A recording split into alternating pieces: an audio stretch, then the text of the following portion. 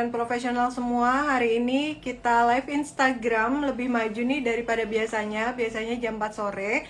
Tapi khusus untuk hari ini, hari Sabtu, live-nya jam 3 sore nih. Karena saya pengen ngobrol sama narasumber yang luar biasa, yang keren banget pastinya, dengan tema sore hari ini adalah menyiapkan anak kembali ke sekolah setelah belajar dari rumah. Keren sekali kan temanya, karena memang ini kan udah mau masuk tahun ajaran apa ya, semester baru gitu ya. Tapi masih ada beberapa sekolah yang mengharuskan anaknya tetap sekolah di rumah, ada yang sudah belajar tatap muka gitu kan. Nah, nanti bisa sama-sama bertanya dengan narasumber saya sore hari ini yang luar biasa.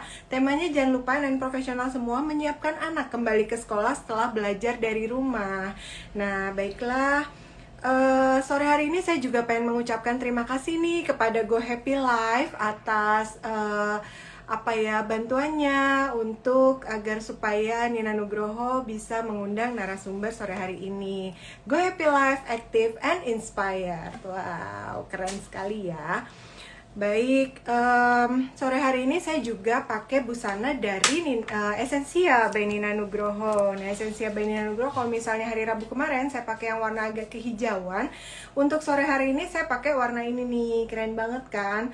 Warna blank gitu kan, tuh lihat, nggak terlalu broken white tapi juga nggak terlalu coklat, agak seperti ini persis ya, warna di layar sama dengan warna aslinya. Silakan dicek-cek di Instagram Essensia by Nina Nugroho, tapi bisa juga order dari Nina Nugroho Store. Hijabnya juga dari Essensia by Nina Nugroho. Ini ada manset, memudahkan Mbak untuk berwudu, dan juga ini kerah, dan ini ada kancing bagian depan nih untuk busui, friendly banget. Ini ada kantong tuh kan, pastinya sangat fungsional untuk para ANN profesional semua, karena Essensia by Nina Nugroho itu adalah sister brand dari Nina Nugroho Store yang menyediakan busana selain busana kerja, karena busana kerja sudah disediakan oleh Nina Nugroho Store para ANN profesional semua. Ya, sore hari ini seperti yang tadi sudah saya janjikan, kita akan ditemani oleh seorang narasumber yang keren sekali. Beliau adalah Mbak Poppy Amalia. Mbak Poppy Amalia ini adalah seorang entrepreneur, psikologis, motivator, micro expression expert, kemudian Chief Executive of Kartini Women Center, dan foundation owner of Amanah Kamome. Mbak Poppy ini memutuskan untuk kembali ke Aceh dan membuka konseling gratis bagi para korban pasca tsunami dengan menyewa ruko nih di Banda Aceh, para non profesional semua. Saat memberikan konseling, Mbak Poppy memperhatikan banyak anak berkebutuhan khusus yang tidak tertangani. Sebagai solusinya, Mbak Poppy membangun sekolah dengan nama My Hope, sebuah sekolah alternatif bagi anak berkebutuhan khusus di bawah Yayasan Amanah Kamome yang didirikan oleh Mbak Poppy dan suami di tahun 2007. Sekolah ini menerapkan metode ABA, Applied Behavior Analysis, sebagai sebuah metode yang terbukti paling berhasil di dunia, menjadikan anak autis meninggalkan dunia autisnya. Wow, Mbak Poppy menyisihkan bagian di setiap keuntungannya dan mendirikan sebuah lembaga psikologi bernama Psikodinamika untuk membiayai pengeluaran Yayasan Amanah Kamome dan Sekolah My Hope. Berawal dari Aceh, Mbak Poppy mengembangkan ilmunya dengan mengambil beberapa sertifikasi nasional maupun internasional. Dari pengembangan ilmu, karir, Mbak Poppy meluas dan merambah, dan sering memberikan training dan motivasi di berbagai organisasi dalam negeri maupun swasta, organisasi negeri maupun swasta maksudnya ya. Ia juga mendalami mikroekspresi sebagai bagian dari ilmu psikologi di bangku sekolah. Wah, ekspresi saya seperti apa? Nanti kita tanya ke Mbak Poppy. Baik, kerap kali Mbak Poppy diundang oleh media off air maupun on air untuk menjadi pembicara, trainer, motivator maupun ahli mikroekspresi, mengkampanyekan gerakan menuju Indonesia merdeka dari rasa lapar dengan membagikan makanan kepada balita, lansia, dan kaum duafa. Wah, luar biasa sekali ya narasumber kita sore hari ini, dan profesional semua. Silakan kepada para ANN profesional semua yang ingin bertanya seputar temanya adalah menyiapkan anak kembali ke sekolah setelah belajar dari rumah. silakan ketik di kolom komentar untuk nanti setengah jam lagi saya akan tanyakan kepada narasumber kita yang luar biasa sore hari ini. Dan untuk para dan profesional semua yang sudah bertanya, kami akan memilih 2 pertanyaan terbaik, karena 2 pertanyaan terbaik nanti akan mendapatkan hadiah dari Nina Nugroho Store. Baik, kita akan undang langsung narasumber kita sore hari ini untuk ngobrol-ngobrol ya. Sebelumnya saya mau minta maaf ya non-profesional semua, karena sore hari ini harusnya tadi jam 3 kita lambat 10 menit karena satu dan lain hal. Masya Allah, mudah-mudahan. Assalamualaikum warahmatullahi wabarakatuh. Selamat sore. Iya. Seneng banget aku diundang ya. Hari ini aku cantik banget kan pakai bajunya, lucu banget kan baju aku ya tuh. Pakai baju Nina Nugroho ya, Mbak Popi. Seneng banget ngeliatnya. Bisa dulu kan ya tuh, jadi tinggal dibuka.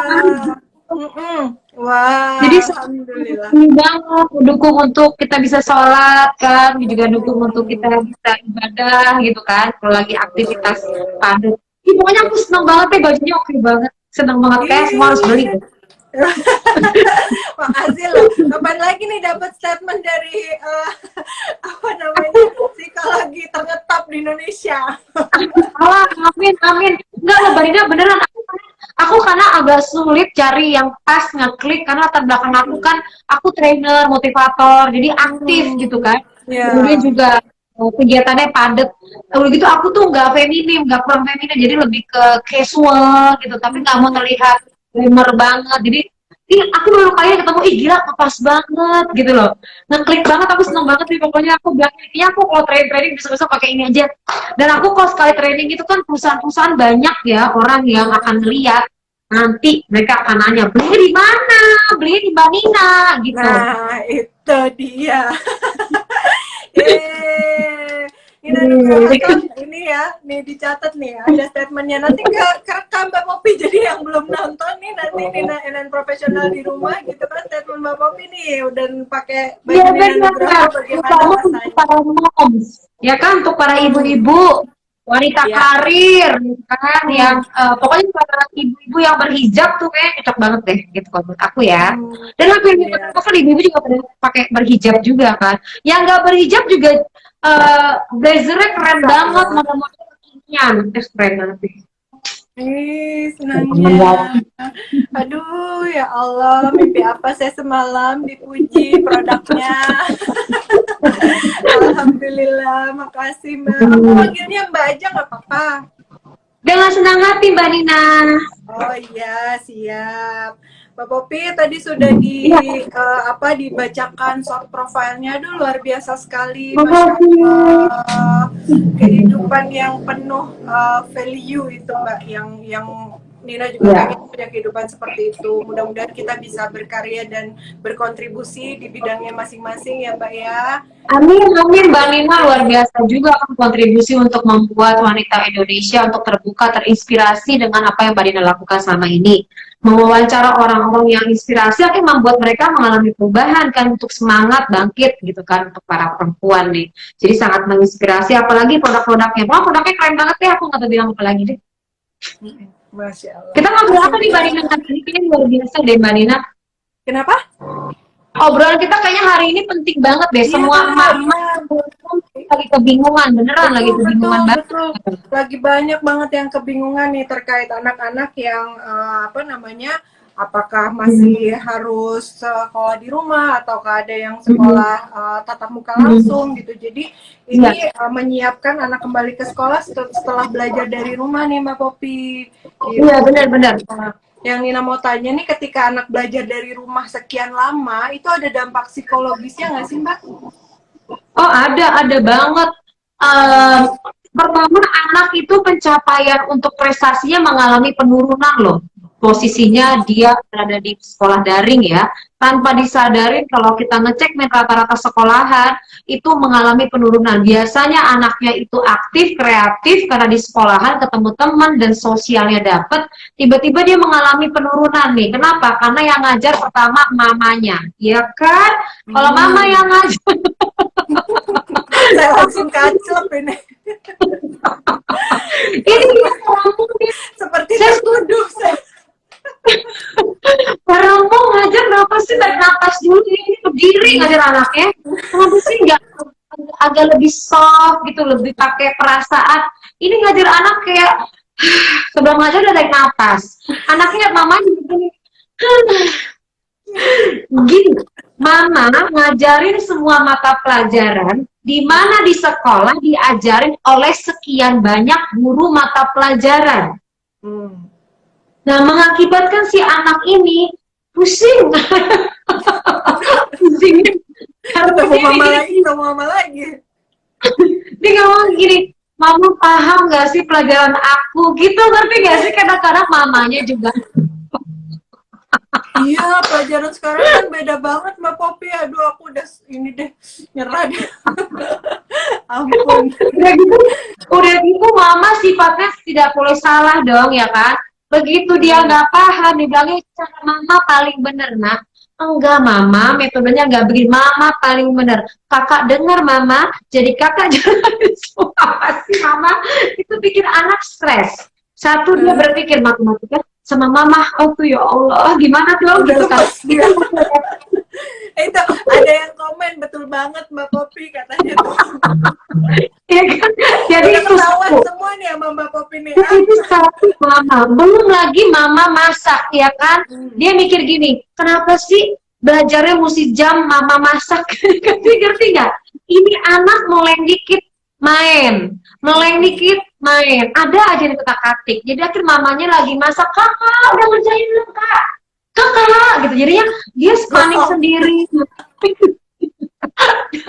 Dia mulai lama-lama mengalami kolesterol yang naik dadakan, darah-darahnya semua mengalami peninggian. Itu nggak cuma 1 hari loh, 1 bulan, 2 bulan, 3 bulan, itu baru kasus sama mama. Kasus yang berikutnya anaknya adalah tidak bisa main keluar, jadi dia nggak bisa main sepeda, dikit-dikit ketakutan, dikit-dikit tontonan TV, akhirnya mengakibatkan anak tuh merasa fatigue, dia nggak mengalami tekanan lagi tapi merasa fatigue. Nah, karena dia mengalami tekanan, mestinya berprestasi, akhirnya mengalami penurunan dalam prestasinya. Makanya nggak achieve targetnya, gitu loh. Ada tugas juga nggak bisa dikerjakan dengan optimal. Mereka juga tidak begitu kreatif. Kenapa? Karena kreativitasnya mengalami kendala tersendiri. Udah gitu membentuk kepribadian anak. Tanpa kita sadari dampaknya ini, tadinya anaknya ekstrovert, tiba-tiba karena di rumah aja itu bisa membentuk kepribadian anak menjadi introvert.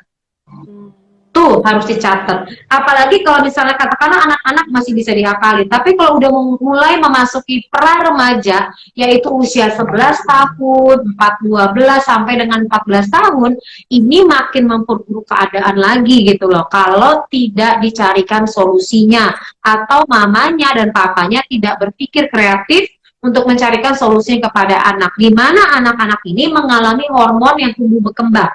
Dia nggak bisa kemana, nggak bisa keluar, nggak bisa megang A, nggak bisa megang B. Biasanya main sepeda, biasanya dia bisa main basket sama temannya. Ini sama sekali nggak boleh ngapa-ngapain. Akhirnya dia menjadi kendala kan. Nah, energi yang dirasakan itu nggak bisa dikeluarkan. Makanya bentuknya menjadi uring-uringan.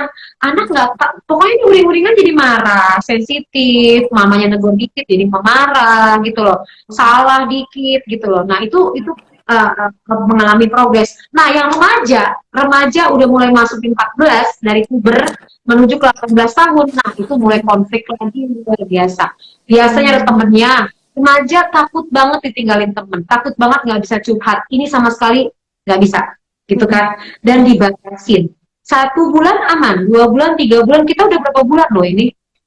Dan kita harus, iya, apresiasi anak-anak ini nggak mengalami tekanan apapun loh. Masih bisa survive, tapi prestasinya mengalami penurunan. Maka dari itu, saya tuh berharap menghimbau untuk sekolahan tidak terlalu nge-pressure anak-anak untuk nilainya standar seperti yang normal, nggak bisa gitu loh. Karena kondisinya lagi tidak stabil. Udah gitu, pendekatan secara psikologis juga minim. Jadi mereka masih kejar nilai, masih kejar PR, masih kejar tugas, gitu kan. Akhirnya dia nggak sanggup mengungkapin, makanya larinya ke berbagai macam tadi penurunan nilainya, nggak ngerjain tugas, males masuk ke kelas, tiduran, gitu loh. Mamanya meleng dikit, udah nggak ngerjain. Kalau TK apa lagi? TK itu kan harus diajarin. TK itu kan dia kan harus berteman. TK itu kan harus bersosialisasi. Nah, kendala pada saat mama nggak di sebelah. Kalau mamanya awal-awal mungkin work from home, itu aman. Tapi kalau misalnya mamanya udah work from office, kendala lagi. Begitu mama meleng, langsung berantakan. Kalau tinggal sama papa, selesai. Nggak ngapa-ngapain, apa lagi? Kelar deh. Tapi kenyataan sih bapak-bapak kayak gitu. Anak Aku tak ngerjain tugas, sanggup katanya. iya katanya anak kerjaan tugas yang ngomong gini aja. Udah deh Ma, emang deh bakatnya begitu, coba. Nggak ada effort gitu nggak. Kasian deh. Itu loh kendalanya. Jadi yang ada secara psikologis ada. Nah di antaranya anak itu mengalami stres, tapi dia nggak bisa mengungkapin. Makanya dia jadi uring-uringan. Nah, makanya harus disiasatin ke depan ini harus disiasatin. Mengingat kalau kita keluar, COVID masih ada. Sebentar lagi tahun ajaran genap ini ada kemungkinan kita akan balik ke bangku sekolah. Ini hore nih anak-anak nih. Seneng banget gitu kan. Ada sebagian yang seneng, yang ekstrovert dia seneng. Tapi yang introvert dia ketakutan. Jadi ada dua kepribadian, ada yang introvert, ada yang extrovert. Kalau yang extrovert dia girang nih, tapi saking euforianya, aku khawatir malah bisa bikin jadi klaster baru. Makanya perlu penanganan buat anak agar euforianya dia itu dibatasin. Nah, kita bahas di sini nih tekniknya apa. Iya.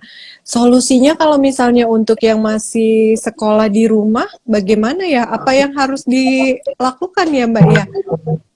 Ya, Mbak, sebagai ini nih Mbak, pengantar anakku 4. 1 SMA, 1 SMP, 1 SD, 1 TK. Luar biasa. Lengkap ya, Bu?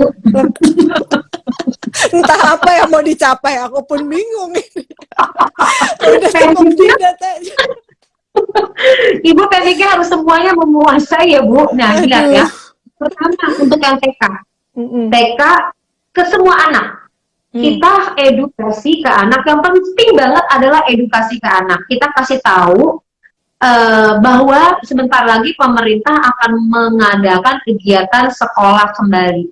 Anak yang udah terbiasa di rumah itu biasanya dia akan kaget. Karena udah dikeluarkan, dia kaget. Makanya perlu diinformasikan atau diedukasikan. Ini untuk si anaknya. Dikasih tahu COVID masih ada, maka kamu perlu waspada, tapi jangan sampai menakuti anak.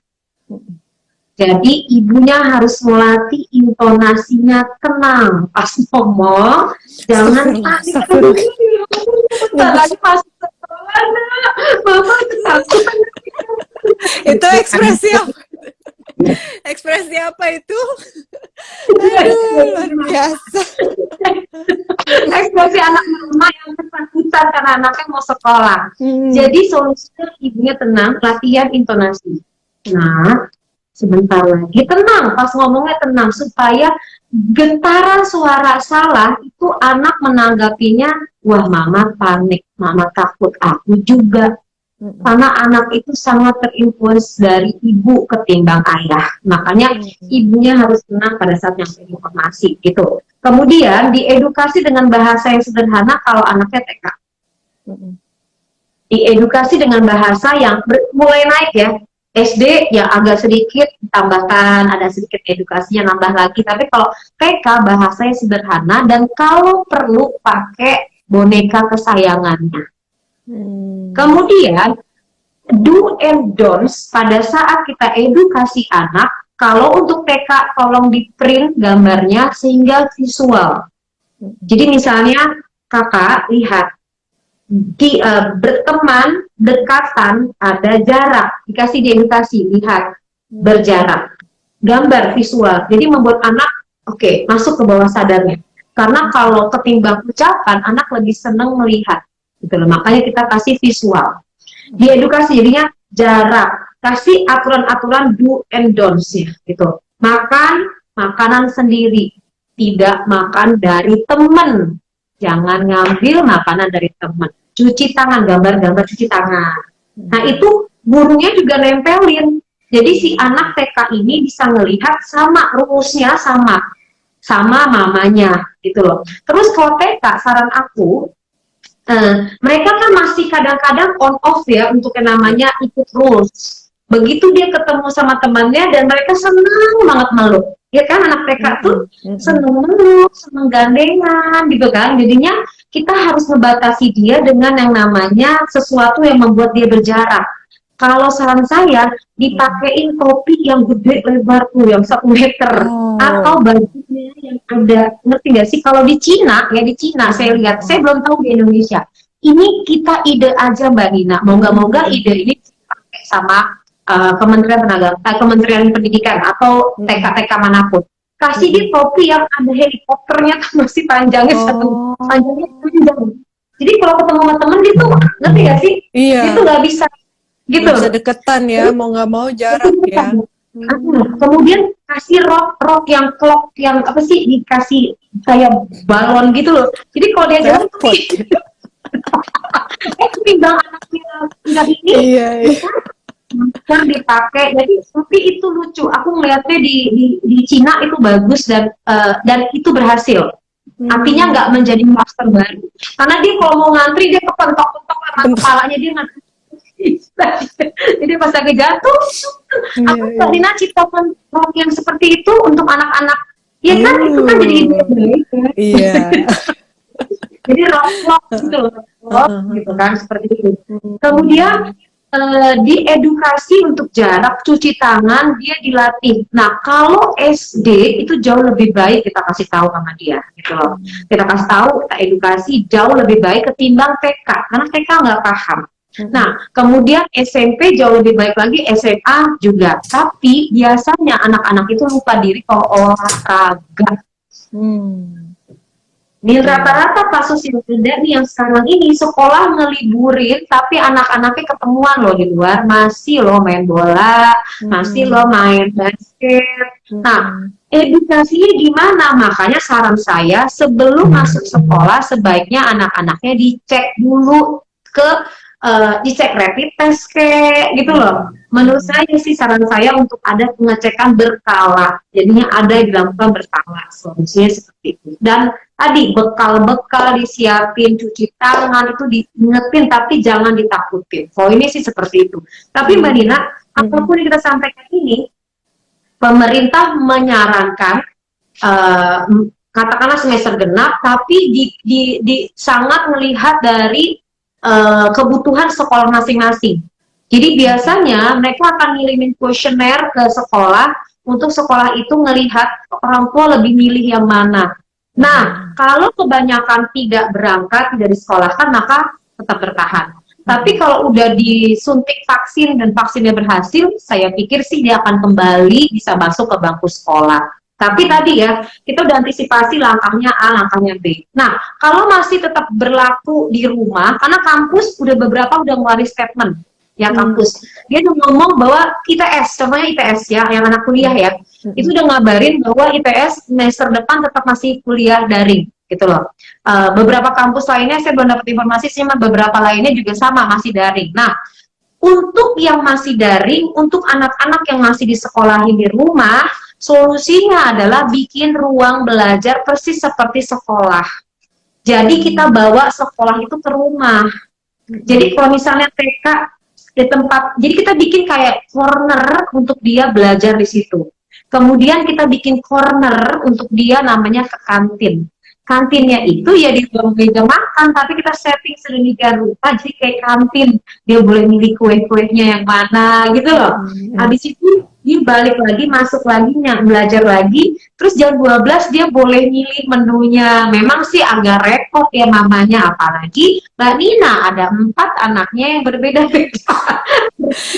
Tapi aku udah begitu loh Mbak, oh ternyata itu bagian dari solusi juga ya. Aku sama anak-anak tuh Oh iya, ada satu tempat yang memang udah ini dikhususkan untuk ruang iya, belajar. Jadi mereka ada iya, apa ya, pergantian suasana, nggak di kamar gitu iya, belajar daringnya. iya, Terus jam iya.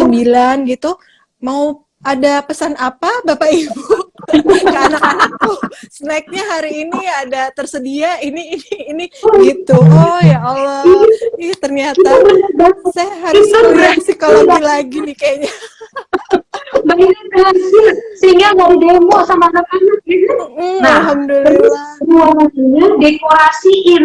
Jadi Hmm. single itu didekorasi dan dia boleh ngedekorasi itu dan dia harus bertanggung jawab ngebersihin itu. Terus kalau Hmm. kita kerja di rumah, kita duduknya juga sebelahan. Jadi gini, mama ke kantor dulu ya. Ngerti nggak sih? Iya, Kita iya. juga gitu. Tapi pas pulang nih, kita udah selesai jam 5, mama pulang dulu ya. Anak-anak kan bingung ya, mama pulang kemana sih? Pulang, ya mama kan pulang sekarang nih, mama pulang ke kamar gitu. Iya, Nah, iya, kita iya. ganti baju pakai Baju ya. piyama. Mm-mm. Ya, jadi setiap pergantian baju itu menandakan pikiran kita bahwa kita sudah berada di sini. Itu memang Hmm. rekayasa pikiran agar kita bisa membawa dunia di luar ke rumah kita, agar Mm-mm. tidak muncul yang namanya loneliness, merasa sendiri, merasa inferior, merasa tidak bisa ngapa-ngapain. Efek itu bisa mengakibatkan orang itu doing nothing. Mm-mm. Kalau dia nggak bisa mengungkapin perasaan, ya remaja tuh kasihan banget. Banyak banget soal yang konseling sama aku. Dia berada di level frustasi. Ngerti Hmm. nggak? Dia nggak bisa mengungkapin perasaannya karena Iya, dia iya. nggak tahu limitingnya kapan. Dia merasa aku nggak tahu limitnya berakhir kapan. Nah, penting banget untuk dia mengetahui, oke, COVID akan berakhir di sini. Mm-mm. Ini kalimatnya mereka ngomong gini, aku agak senang pas lagi Pak Presiden ngomong bahwa ini ada COVID, ada vaksin ya. Mm-mm. Itu mereka rata-rata yang aku lihat dari media sosial, mereka ngomong kita udah punya harapan. Hmm. Karena kalau manusia berjalan tanpa ada harapan, itu kayak berada di lorong yang ngerti nggak sih, nggak tahu keluarnya kapan. Dan Iya. itu lebih membuat orang menjadi frustasi. Hmm. Gitu. Jadi memang harus ada solusinya untuk hal-hal seperti itu. Nah, Ya. untuk bisa mengontrol emosinya, harapan aku setiap anak itu punya psikolog gitu loh, ada konselor di sekolahannya yang memantau nih, sama guru-gurunya please lebih kreatif karena pembelajaran kita ini hampir sebenarnya kita ini adalah homeschooling tanpa sadar. Mm-mm. Kekuatan homeschooling itu lebih esensinya adalah ke arah kreatif, ke arah inovatif dan membebaskan. Mm-mm. Jadi tidak melihat tidak sesuatu yang ritual gitu, tapi dia dikasih tugas berpikir kreatif, Iya. kumpulin Mm-mm. gitu. Jadi karena kondisinya nggak bisa diharapkan seperti sekolah normal. Itu Iya. sih persoalan yang muncul gitu. Iya, betul. Duh, ini apa ya? Pas banyak banget dampak psikologisnya yang ada sebagian orang tua yang menyadari, banyak juga yang tidak menyadari gitu. Karena sebenarnya anak-anak di rumah itu bagaimana kondisi psikologis orang tuanya juga ya, Mbak Popi ya. Sangat Banget, ditentukan oleh banget. itu ya. Iya, Iya, sedangkan orang banget tuanya benar. juga udah deh nanti saya curhat. Sedangkan orang tuanya juga kan multi peran, harus melakukan Oh pekerjaan ya, rumah, pekerjaan iya, kantor juga, kan iya, ngurus anak-anak iya, juga. Aduh, luar biasa iya. sekali. Ini NN profesional semua rata-rata seperti itu Mbak Popi, multi peran nih. Jadi Hmm, luar hmm. biasa sekali. Aduh, Mbak Popi izin mulai membacakan pertanyaan dari para NN Silakan. profesional ya, udah mulai Iya. banyak. Wow. Apa saja ke pertanyaan yang sudah ada? Sebentar. Baik. Ini dari Deva Kalistai. Normalkah seorang ibu panik dan was-was melepaskan anak ke sekolah?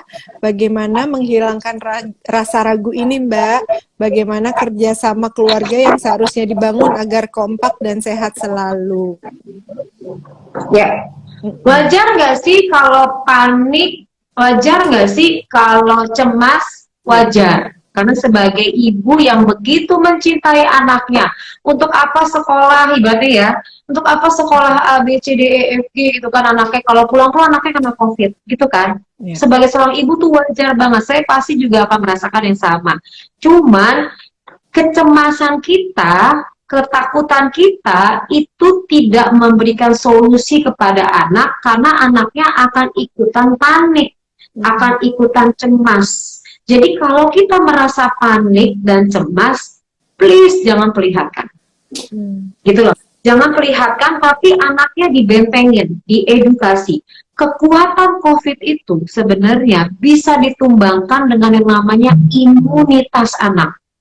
Makanya penting banget backup si anak ini sebelum dia keluar, nanti ini masih semester genap, berarti asumsi aku Januari ya, memang berjalan ya, gitu kan. Nah, si anak ini kita nggak ada waktu libur nih, imunnya dibagusin nih. Berarti penjagaan makanannya, penjagaan segala macam, cuci tangan, masker, jaga jarak, itu sudah membuat aman. Dan bilang juga sama sekolahan untuk mereka cek COVID, cek rapid test lah, at least rapid test gitu. Yeah. Rapid test tuh kalau nggak salah saya kalau beli di, saya katakanlah kalau saya salah ya, itu kalau beli di online gitu kan, online shop itu, walaupun nggak dapat referensi dari dokter ya, tapi kita punya sendiri gitu loh. Itu rapid test itu harganya kalau nggak salah isinya satu kantong itu 45.000, bisa ada tiga isinya gitu loh. Nah mungkin setiap minggu kita bisa ngecek, walaupun nanti kalau misalnya butuh dokter ya kita harus bawa ke lab gitu kan. Yeah. Tapi at least ibunya supaya nggak khawatir sama anaknya, sama-sama clean. Jadi kita anaknya clean, anak orang lain juga clean. Itu minim banget sih setiap minggu disepakati sama keluarga tersebut. Nah, untuk ayah bisa nggak sih bantu support keluarga? Semua harus diedukasi, dikasih tahu bahwa adik bentar lagi akan balik ke bangku sekolah. Mbak juga sama. Jadi dia harus diingetin, diedukasi, tapi jangan nakutin. Nah, solusinya untuk mama nggak cemas, kan kecemasan kejadian di masa depan belum terjadi. Jadi setiap membayangkan yang negatif, mama bayangkan kisah sukses ditambah 15 menit. Karena kalau mama panik atau ketakutan, maka kejadian. Jadinya pada saat cemas, aduh nanti kakak kena yang aneh, aduh ini cuci tangan nggak ya, aduh. Nah bayangkan bahwa kakak cuci tangan dan kakak jadi ngebayangin sebaliknya.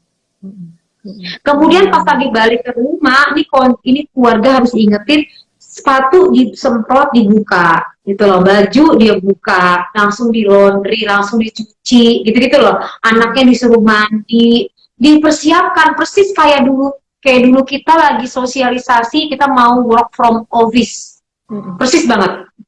Lagi dulu kan sebelum kita semuanya di lockdown, kita semua PSBB, kita akhirnya ada sempat new normal kan. Itu persis banget kayak gitu tuh. Jadi kita akhirnya gini, oke, berarti saya harus pakai jaket itu nggak nembus. Oke, saya akan pakai face shield. Oke, saya akan pakai hijabnya itu anti air. Jadi nggak nembus. Nah, masker anti air gitu loh. Jaketnya supaya anak-anak nggak kena. Dia harus berarti berangkat ke sekolah dia pakai jaket. Kemudian tubuh kita asumsi vitamin banyak. Cuci tangan dulu, bawa hand sanitizer. Nah, itu tuh preventif yang bagus banget. Terus minum vitamin C yang 1000 cc. Tapi aku nggak tahu deh kalau anak mungkin nggak seperti itu kali ya. Mungkin dari sayur-sayuran dan buah-buahan. Harus ada dapat D3. Harus yang namanya ada zincnya juga. Tapi dari makanan bisa ke backup. Minum air putih yang banyak. Jadi dia terus maskernya mungkin dipakein apa sih, minyak kayu putih lah, yang kayak gitu-gitu, ngerti gak sih? Kasih minyak kayu putih, minyak kayu putih. Jadi preventifnya udah bagus banget. Kalau anak sedikit batuk jangan masukin sekolah. Nah, saran saya para pendidik ini harusnya menjalankannya tidak total sekolah banget. Jadi dia setengah. Jadi kita bisa bilang ini adalah blend. Jadi setengah daring, setengah masuk. Pada saat praktek aja baru masuk ke sekolah. Tapi kalau daily kita masih daring aja dulu. Kalau menurut saya sih gitu. Jadi mungkin seminggu masuk cuma sekali atau 2 hari tapi di rolling. Dan sekolah itu juga harus ada penyemprotan. Kemudian ada apa sih namanya? Ada alat khusus yang bisa ini nyemprotin, kemudian AC-nya juga gitu-gitu. Terus setiap 2 jam keluar clean up lagi. Memang repot, tapi itu secure kok, aman. Gitu loh, kurang lebih sih seperti itu. Iya, luar biasa. Kalau psikologinya apa namanya, psikolognya perempuan enak ya, NN profesional semuanya dipikirin gimana bagusnya, sampai ke AC, sampai ke ruangan. Aduh. Kita nih ibu-ibu ya, moms ya, Iya, semuanya ibu walaupun orang-orang bekerja ya, seminggu sekali kita manjat dong itu AC ya, pakai tangga, kita manjat kamar anak kita ambil bersihin ya. itu semuanya, kita bersihin sendiri, nggak usah panggil-panggil orang, belum tentu juga dia bersih. Bersih. Kita ambil, kita sikatin, taruh lagi, karena dari situ clean apa nggak clean bisa dipengaruhi di situ, Iya, gitu loh. Iya, serba bisa. Semprotin tuh ya kalau bisa minyak kayu putih, kalau disemprotin Robin aku udah nggak ngerti ada lagi selain minyak kayu putih. Anak kalau dulu kita kan pakai minyak telon ya, sekarang ini pakai minyak kayu putih deh, si TK ini pakai minyak kayu putih semuanya. SD kasih bibir minyak kayu putih biar anaknya, mama aku nggak mau pakai minyak kayu putih, nggak apa-apa gitu, pokoknya kasih aja minyak kayu putih gitu. Tapi kita ngomongnya pakai karena minyak kayu putihnya langsung berubah. jangan terlihat panik ya. Luar biasa. Itu antara perubahan ekspresi berapa detik sih, Mbak? Keren, aduh, Masya Kayak Allah. gitu. Itu ngomong semuanya mama. By the way, papanya ngebantu gak sih? Sebenarnya papa itu peran penting banget karena anak itu kekuatan kaki berdirinya tuh di figur ayah loh. Jadi ayahnya ketemu sama anak, pegang tangannya, ngelihat kamu bisa lakuin ini. Kamu aman. Tubuh kamu kuat melalui ini. Imun akan bekerja dengan baik. Itu kata-kata yang harus diulang sambil melihat mata anak, sambil pegang tangannya. Karena kekuatan ayah itu sugesti yang luar biasa buat anak. Gitu. Jadi anak, bapaknya jangan cuma nganterin doang, cuma ngeliat dadah gitu, enggak. Ayahnya kasih sugesti ke anaknya. Karena imun itu sangat dipengaruhi oleh pikiran. Jadi kalau anaknya ketakutan, imunnya turun. Kita ngomong udah kayak mimpi ya. Nah, gitu. Ada banyak pertanyaan lagi, Mbak. Gara-gara ngomongin suami, jadi kita ngomong agak pelan-pelan pakai suami denger. Padahal habis ini bisa ditonton di IGTV-nya. Iya, Tadi ngomong apa ya? ngomongin suami. Aduh, baik. Ini pertanyaan lagi dari Zahama 32. Bagaimana menyikapi anak yang terkena dampak dari BDR agar prestasinya tetap baik, dan bagaimanakah baiknya solusi yang harus dilakukan dari pihak sekolah atau guru? Maksudnya dia kena apa tuh? Menyikapi anak yang terkena dampak dari BDR sih. Agar prestasinya tetap baik. Belajar dari rumah, Mbak. Bagaimana menyikapi anak yang terkena dampak dari belajar dari rumah agar prestasinya tetap baik? Jadi BDR itu ya singkatan. Oke. Nah, anak yang tergantung usianya. Itu penting banget. Kalau anaknya TK, tadi aku bilangin, sebaiknya suasana belajarnya harus diubah. Karena memang membosankan loh. Gini, saya kan trainer, saya kan ngajar pelatihan ya. Aku aja kalau ngajar pelatihan secara Zoom aja, itu selalu diingetin sama mereka gini, Mbak, jangan lebih dari 2 jam. Jadi kalau misalnya aku ngasih pelatihan biasanya sehari itu 8 jam, itu kita bagi jadi 2 jam break. 2 jam dia nggak ngapa-ngapain, tambah lagi. Nah, saya agak bingung kalau pembelajaran di sekolah tuh monoton terus-menerus, gurunya ngomong sendiri gitu loh. Kenapa tuh anak tidur kali ya? Jangan dikira banget anak kumpul semua. Menurut aku nih, kayaknya guru-guru harus dengar nih penjelasan ini nih. Guru tuh harus menjelaskan secara persuasif. Contoh aku ya TK-nya. Pada suatu hari, ada seekor kancing lagi bermain. Dengerin aku satu lagi. Pada suatu hari, ada seekor kancil lagi main dengan temannya. Ya lucu banget kancilnya, Ibu seneng banget. Beda kan? Coba bahasa pengantaran tuh kayak gitu-gitu, beralun-alun, menyenangkan, kasih contoh-contoh yang real gitu loh. Harus kreatif dan dihentikan bukan. ada breaknya dulu, karena nggak sanggup orang nonton begini tuh terus-terusan, nggak sanggup. Kecuali infotainment, ya kan? Infotainment karena kekepoan, kekepoan. Jadi pasti harus kasih jeda, baru bisa. Makanya harusnya setiap pelajaran itu dikasih jeda, apalagi kalau TK. Jadi kasih case, dia bikin sendiri, nanti ngobrol lagi. Jangan terus bang, anak nggak sanggup tuh untuk TK. TK itu masa bermain. Aku agak bingung kalau dia daring. Aku beneran deh bingung banget tuh. Hebat banget deh kalau anak TK bisa fokus dan konsen, diem gitu nontonin.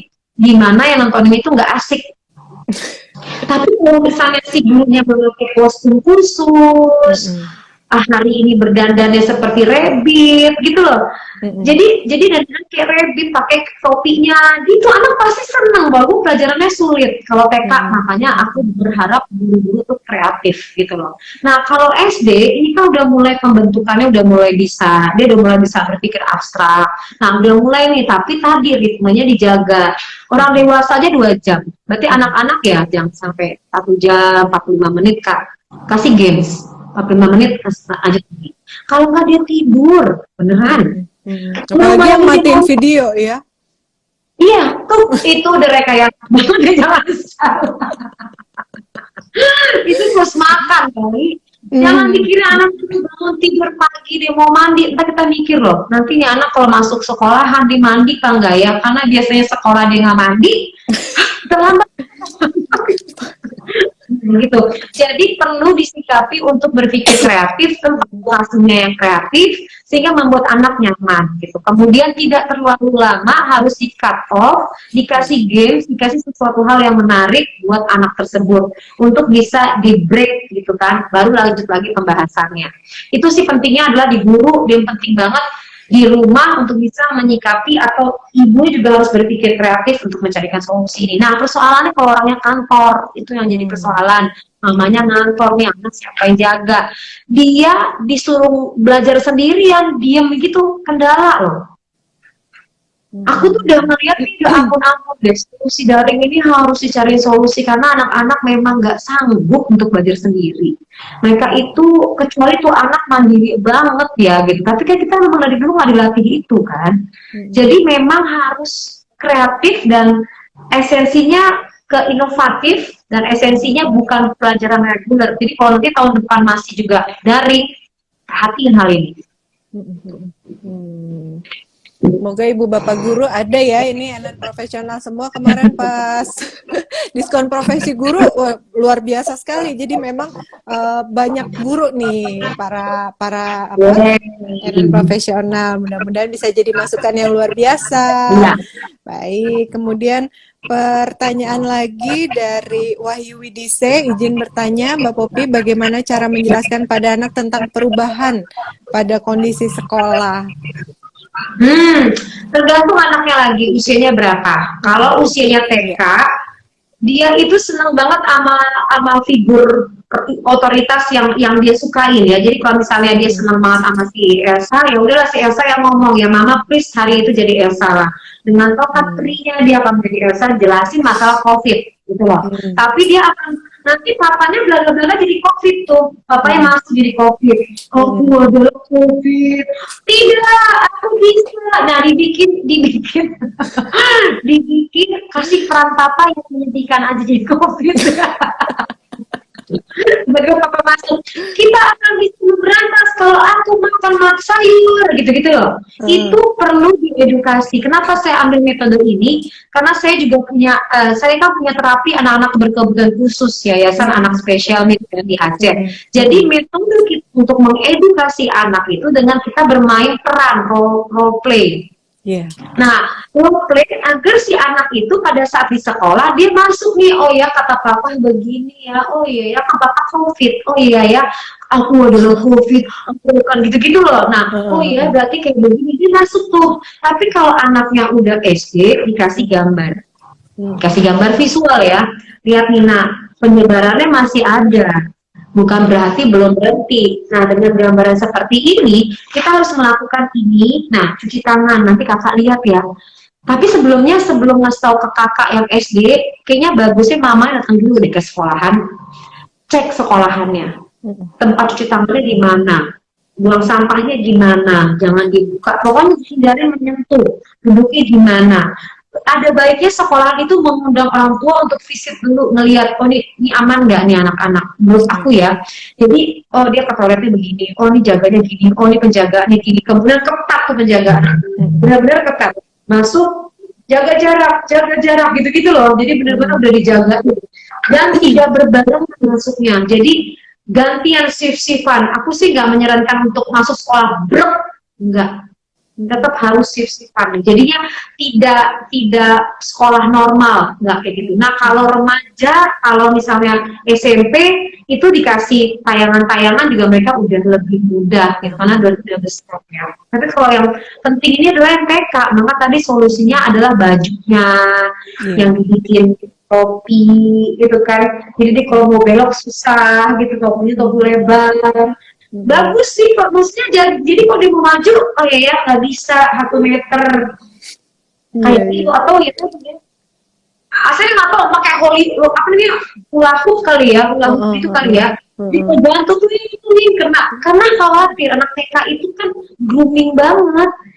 Ketemu siapa aja di peluk gitu loh. Mana aja dia tuh nggak punya rasa apa gitu, nggak ada. Nah ini harus ada antisipasi sih seperti itu gitu. Gurunya ngejagain, ngeliatin. Ada bukan sekedar satpam, tapi ada guru piket yang ngelihat si anak-anak ini benar-benar aman gitu sih. Sarannya kembali lagi ke sekolah dan orang tua. Kalau orang tua cuma bisa mengedukasi anak, makanannya, vitamin, cek gitu-gitu kan. Di sini main peran adalah gedung, pemilik gedung. Yang main peran adalah guru. Saat ini nih, kalau sampai balik lagi ke bangku sekolah, kita harus dapat informasi dari pemilik yayasan itu yang ngelola gedung. Jadi dia harus antisipasi, misalnya AC-nya, misalnya kipas anginnya, gitu-gitu loh, dibersihin nggak, ada nggak pembersihan nyemprotin tiap 2 jam, itu harus ada itu. Iya. Baik, terima kasih. Keren. Kemudian pertanyaan lagi Mbak dari Zamiar 8. Bagaimana mengoptimalkan prestasi anak saat belajar di rumah katanya, dan meminimalisir anak untuk main video game. Wah, karena mereka belajar via online. Iya benar. Jadi kalau mama noleng dikit nih, mama kan bukan sayur lewat tuh jadi ya. Nggak sayur lewat ya kan, bentar aja mama tinggal bentar, tuh balik-balik main game. Kenapa? Karena terdistract, apalagi kalau masih kecil. Makanya kalau anak masih kecil, ruang belajarnya itu tuh harus dicari banget sesuai matematiknya dia. Emang sih butuh apa ya, butuh effort ya. Saya pikir orang tua nih harus alokasi waktu. Kalau memang orang tua nggak bisa backup, mungkin tantenya ada kali ya waktu yang bisa nge-backup ini. Karena sebenarnya kalau misalnya tekniknya ini paham ya, homeschooling atau sekolah di rumah, saya nyebutnya homeschooling aja deh, lebih menyenangkan. Kalau misalnya homeschooling, kalau orang tuanya itu punya waktu atau keluarga punya waktu, ini menyenangkan banget. Bayangin aja gini loh, mama apa yang dimaksud dengan penjelasan gunung meletus? Oke, kita bikin eksperimen ya.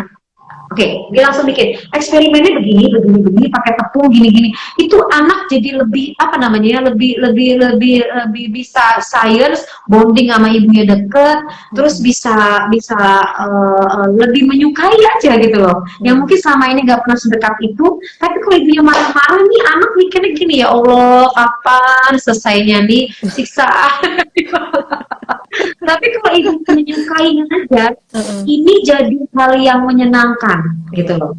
Persoalannya kalau ibu yang ngajarnya itu SMA, bukan lagi pelajarannya bingung, Bu. Saya menyerah. Nah, alternatifnya dari saya ada bimbel. Kalau yang SMA, SMP pakai bimbel. Udahlah mama jangan sosok ngerti juga pelajaran matematikanya. Susah. Sulit. Si anaknya dia punya metode sendiri. Mama kan zaman dulu, mama nggak ngerti kan gitu kan. Mamanya sosok ngerti, dia bingung. Jadi dibanding ribut, nah itu ada solusinya. Udah gitu, menghadapi remaja, jangan pernah justifikasi si anak. Kalau dia ngedrop, jangan, kakak gimana sih, liatin PR-nya jelek, liatin ini, jangan. sebaiknya kalau nilainya ini drop nih hari ini ada terima raport, pertanyaan pertama adalah kasih raportnya, terus kasih feedback di bawahnya. Kak, kasih tanggapan dong. Jangan mama yang ngomong. Lihat, kakak bagusnya begini, begini, begini. Solusi dari mama. Apa yang kita lakukan? Stimulasi dia untuk berpikir kembali atas persoalannya dia. Kasih tanggapan dong, Kak, dengan nilai ini. Ya aku tahu nilai aku turun di situ. Oke, menurut kakak solusinya apa? Menurut kamu mas solusinya apa? Ya aku akan mempelajari deh, aku akan berubah gitu loh. Itu jauh-jauh lebih baik dibanding marahin anak. Anak ketahuan bolos juga jangan dimarahin karena dia udah tegang banget dengan di rumah aja, dia udah tertekan. Artinya kita harusnya kasih applause sama anak-anak, dia nggak mengalami gangguan apapun loh. Karena rata-rata nih remaja-remaja sekarang nih, ini menghadapi ini luar biasa pressure-nya. Anak Anda masih di rumah, masih main, masih itu kita kasih applause dibanding anak mengalami gangguan secara mental gitu. Karena banyak banget yang udah berada di posisi depresi. Terus terang nih yang konseling sama aku banyak banget udah depresi, remaja. Dia nggak bisa cerita sama mamanya, dia nggak tahu marahnya kepada siapa. COVID ini sangat luar biasa untuk anak-anak. Jadi apresiasi ke anak-anak kita bahwa ia masih ya katakanlah turun dikit, tapi nggak apa-apa. Jadi pada saat dia turun, ngomong sama anak. Dia nggak masuk pun jangan dijustifikasi. Kita nanya, saat kemarin nggak masuk kenapa alasannya? Aku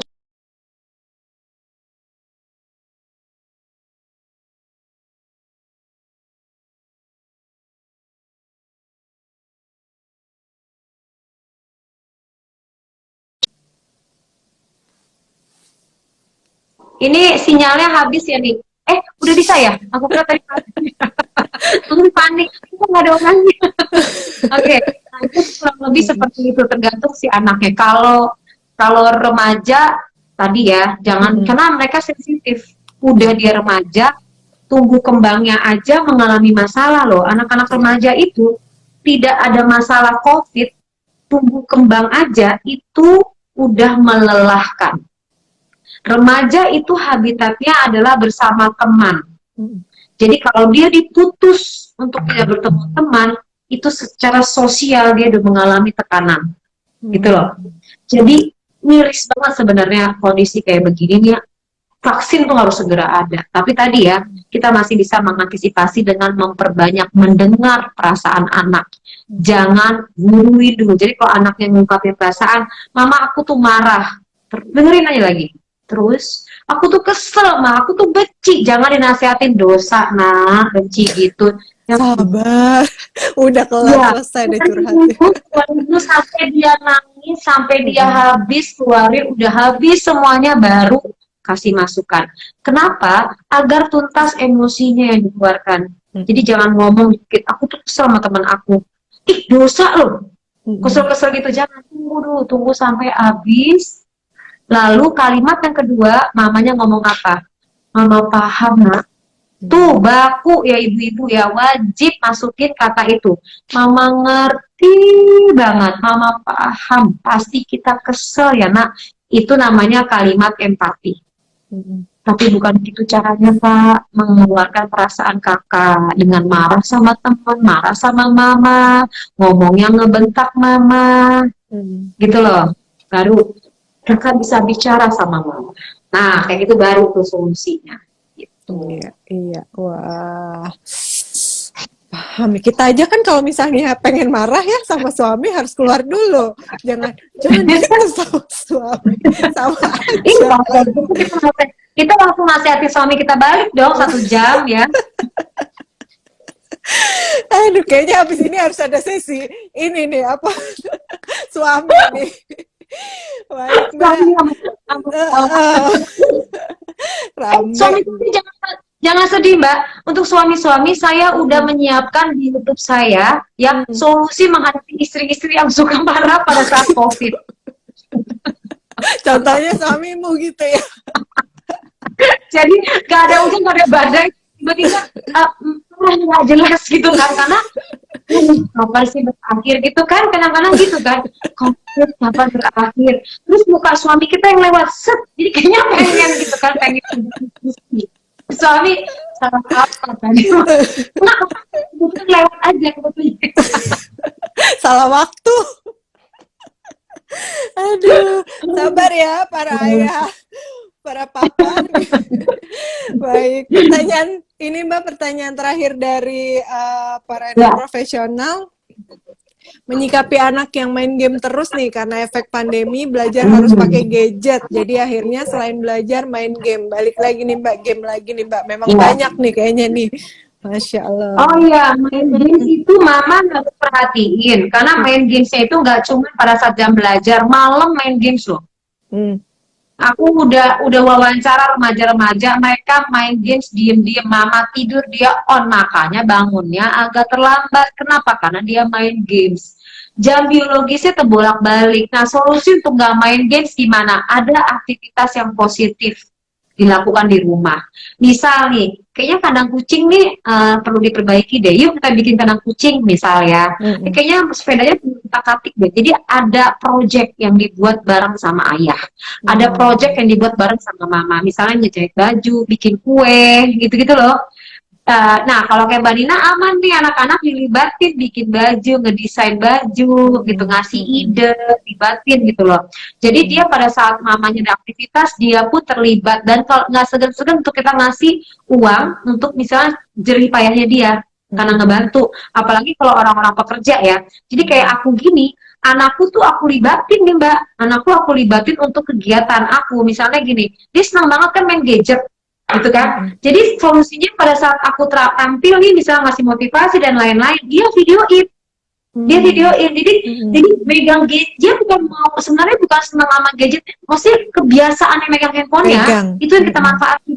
Ya, jadi akhirnya dia videoin. Terus ada misalnya, aku kayak ngeliat mami kayak perlu di make upin deh gitu loh. Walaupun dia nggak bagus-bagus banget nih misalnya di make upin ya. Udah kita pasrah, udah deh dengan warna-warni nggak apa-apa lah. Tapi kita ngasih sesuatu buat dia dan dilatih untuk tanggung jawab. Walaupun dia masih kecil ya, tapi dia punya tanggung jawab, dan habis daring dia akan nunggu. Aku ikut dong. Efek dia nggak pernah lagi main games. Gitu loh. Itu solusi banget sih. Kalau misalnya dia senang bikin kue, hari ini kita mau bikin kue, seru nih, kuenya gambarnya Star Wars, misalnya kayak gitu. Jadi oke, nanti dia boleh dia sendiri bikin, ngelukis bareng. Yang jelas ada alternatif kegiatan yang membuat dia tidak bosan. Karena main games itu karena dia tidak tahu mau ngapain. Kalau teman-temannya dikumpulin, dia nggak bakal main games. Kenapa? Karena banyak banget ide di kepalanya, banyak banget keinginannya, tapi tidak bisa dia keluarkan, maka solusinya nge-games. Kalau gamesnya itu kasar, gimana? Kalau gamesnya itu nggak baik, gimana? Anaknya kan ikutan. Makanya solusinya harus ada aktivitas yang dilakukan bersama. 1 minggu gini nih, ngapain nih bareng-bareng gitu loh, bisa seperti itu. Iya, itu anak profesional semua. Jadi jangan cuma melarang, tapi kita juga harus menyiapkan solusi nih ke anak-anak dengan cara kreatif menciptakan aktivitas-aktivitas bersama ya Mbak ya. Wah, keren sekali, Mbak. Terakhir nih Mbak, saran untuk bagi para orang tua dalam menyiapkan anaknya kembali ke sekolah nih. Anaknya kembali sekolah tadi pertama harus diedukasi ya. Pertama, menurut aku sebelum anaknya, aku penting banget orang tua untuk diskusi sama sesama orang tua. Jadi parent sama parent ngobrol. Kemudian ada namanya paguyuban sekolah, kita ngobrol bareng sama ketua yayasan, mungkin Zoom meeting gitu. Kemudian kita ngobrol nih maunya gimana. Kita lihat kebijakan menteri maunya seperti apa. Jadi ada diskusi. Kemudian kita visit ke sekolahan, confirm banget, yakin banget kita persiapan sebelum anak kita diturunkan ke sana gitu, untuk anak kita balik ke bangku sekolah. Kemudian sarankan untuk sekolah tidak tiap hari ke sekolah, tapi ada namanya switching ya, kecuali praktek, oke, dia harus ke sekolah nggak apa-apa. Karena tetap anak-anak itu butuh berteman. Nah, pada saat setelah selesai semuanya udah beres, sudah aman, kita tahu vitamin-vitaminnya anak apa. Yang penting COVID itu kan belum ada obatnya. Bisanya hanya melalui imun. Makanya untuk meningkatkan imun yang namanya madu, susu beruang tuh bagus kan. Susu beruang nih anak 1 hari kasih susu beruang, tapi remaja minumin aja tuh madunya. Habis itu vitamin, makanan-makanan yang mengandung apa sih proteinnya yang lengkap gitu kan. Kemudian vitamin C. Nah, kalau vitamin C dia wajib menurut saya harus 500 atau lebih. Kalau punya lambung bagi 250, bagi 250, 250. Tapi karena dia minum vitamin C dan minum vitaminnya rada ekstra, tolong air putih sebanyak-banyaknya. Kemudian tadi makanannya jangan dicampur, jangan makan di kantin. Bikin sendiri makanan yang pakai lima sempurna lah gitu kan. Kemudian di badannya dikasih minyak kayu putih, dibalut minyak kayu putih. Pulang dari sekolah dia suruh mandi wajib gitu loh. Pakein bajunya yang anti air. Kalau pakai hijabnya anti air, maskernya anti air dan benar-benar aman. Terus diedukasi nih anak-anak jaga jarak, pakai bajunya yang bisa ngebatasin. Sekolah juga udah bikin komitmen berjanji untuk namanya tetap ngawasin si anak-anak gitu kan. Nah kemudian barulah masuk ke ruangan kelas. Ruangan kelas belajarnya tidak lama-lama, 1 jam off semprot. Sekolah harus ngeluarin biaya lebih untuk itu. Kalau enggak kasih mama beliin semprotan untuk anak tuh yang disinfektan gitu kan. Jadi sebelum dia duduk disemprotin, biasain aja. Dia duduknya aman dan pulang sekolah langsung dicuci gitu loh. Kemudian mentalnya disiapin bahwa dia itu harus sekolah tapi dia juga perlu waspada. Jadi kalau main dia harus ingat kondisi itu. Untuk anak TK diedukasi dalam bentuk gambar, anak SD juga gambar.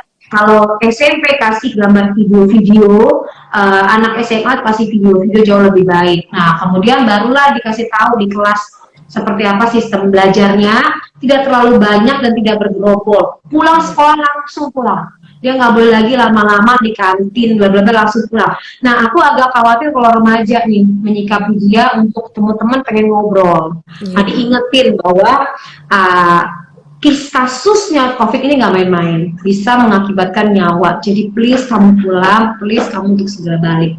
Diukur nih mama, jam segini kok belum, harusnya udah balik nih, gitu kan. Kalau dia ngobrol, mendingan melalui Zoom aja deh diedukasi seperti itu. Gitu sih kurang lebih. Wah lengkap sekali ini dari semua protokol kesehatannya, anak harus pakai bajunya kayak gimana, makanannya, ruangan sekolahnya, gedungnya, kan lengkap semuanya, luar biasa.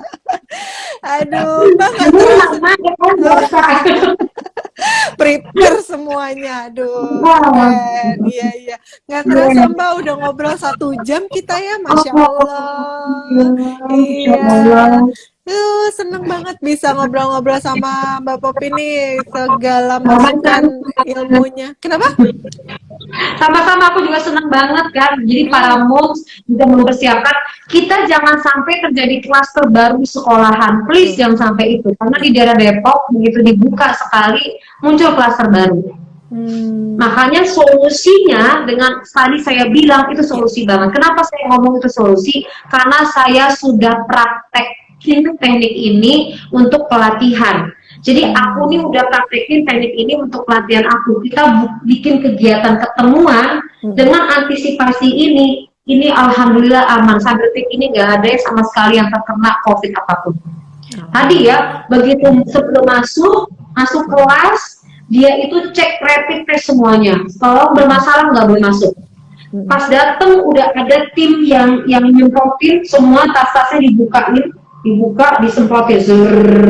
Kemudian duduk kita berjarak, jadi sampai biasanya kalau pelatihan kan 1 kelas 25 orang, ini sampai pakai ballroom, biar kebuka, pintunya dibuka semuanya, jadinya aman gitu loh. Terus berjarak semeter, terus pada saat 2 jam sekali keluar, semprot lagi, balik lagi, cuci tangan, dipantau cuci tangannya, balik lagi, kemudian pas makan dikotak-kotakin dan nggak boleh ngobrol. Jadi kalau misalnya makan kan takutnya pas lagi dia ini kan keluar nih, jadi dia makannya berjarak, makanya nasi kotak. Jadi saat metode ini aku aplikasiin ke sekolahan, berarti anak-anak pada saat makan dia harus berjarak, karena pas makan harus buka masker. Betul. Nah, tapi dia kan tadi udah diantisipasi sama minyak kayu putih gitu kan, udah diantisipasi sama badannya. Makanya nanti kantin ini kita cek kantin kita boleh kok cerewetin sekolah, nggak apa-apa cerewetin aja biar aja gitu loh. Kita ngomong nanti kalau anak-anak ini mau makan di mana ya Pak, gitu tempatnya. Nanti kan kita kasih makan nih, jarak dikasih tanda-tanda gini loh, gitu kasih tanda-tanda. Jadi sekolah kalau mau memperlakukan ini harus siap dari segala fasilitas. Kemudian tadi AC-nya juga harus clean, bersih. Jadi dibersihin lagi, begitu dia keluar dibersihin lagi. Nah, kita juga harus rajin ngecek COVID tadi. Seminggu sekali kita ngecek COVID nih. Gitu sih antisipasi, dan alhamdulillah aku udah ngadain kegiatan berapa kali, anak nggak kenapa-napa, seneng banget. Artinya metodologi ini berhasil dengan mengikuti protokoler gitu. Iya. Wah, tepuk tangan dulu buat Mbak Popi. Aku nggak jelas apa dengerin penjelasannya, nyimak nih harus masuk semua ke otak untuk diterapkan ke anak-anak. Iya, iya. Baik. Ini materi ini penting loh Mbak. Nanti Iya. aku juga mau bantu share karena banyak banget netizen aku yang nanya solusi ini. Jadi persoalan ini ternyata jadi momok sama semua orang. Betul, betul. Iya, baik, Masya Kalau Allah. bisa kita tagin ke Pak Nadiem Makarim. Ayo, di tag. Biar Pak Nadiem oke ini solusi nih mama ngobrol berdua gitu kan. Ya. Ternyata Mama kalau ngobrol bermanfaat kok. Nih, Pak Nadiem. Oh iya dong. Dia kan bikinnya dari A sampai Z. Ya kan Tuh. A sampai Z kalau bisa. Sampai suami-suami ini kan. Semua dilibatkan, semua diomongin, semua dipikirin. Makanya Mama stres. Kalau bisa remeh-remehnya juga. Jadi Mbak juga. Ini Mbak penting loh di briefing loh. Bener, Mbak penting di briefing. Kita udah setengah mati ngejaga. Si Mbak nerima dong Gojek ya. Dia masukin atas meja. Dia nggak diedukasi. Semprot Mbak.